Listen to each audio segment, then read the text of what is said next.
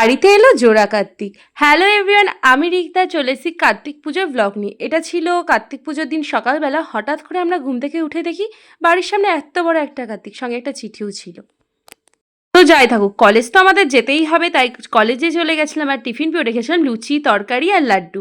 আর বাড়ি এসেই কার্তিক পুজোর জন্য ডেকোরেশন করে নিয়েছিলাম বেশ সুন্দর করে। কেমন লাগছে তোমরা অবশ্যই জানিও। বাবাও একটু হেল্প করেছিল আমাদেরকে এই কাগজগুলোকে টাঙিয়ে। তারপরেই এদিকে কাকি আর জেম্মা মিলে করছিল পুজোর জোগাড়। ঠাকুরমশাই চলে আসে, তারপরেই শুরু হয়ে যায় পুজো। আর এইবার কিন্তু আমাদের বাড়িতে ছিল প্রথমবার কার্তিক পুজো, যেটার জন্য আমরা সকলে খুব খুব খুব এক্সাইটেড ছিলাম। ছোট থেকে বড় হয়েছি, এই প্রথমবার মনে হয় আমাদের বাড়িতে কার্তিক ঠাকুর পড়লো।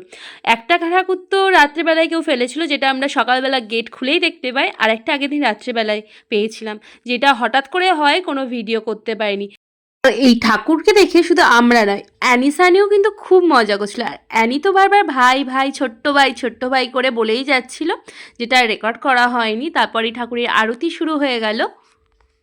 আরতি শেষে কাকি আর জেম্মা দিল অঞ্জলি। তারপরে বেশ খানিকক্ষণ আমরা বসে সকলে গল্প করছিলাম। তারপর আমি, দিদি, টুকাই সবাই মিলে পাড়ায় প্রসাদ দিয়ে এলাম।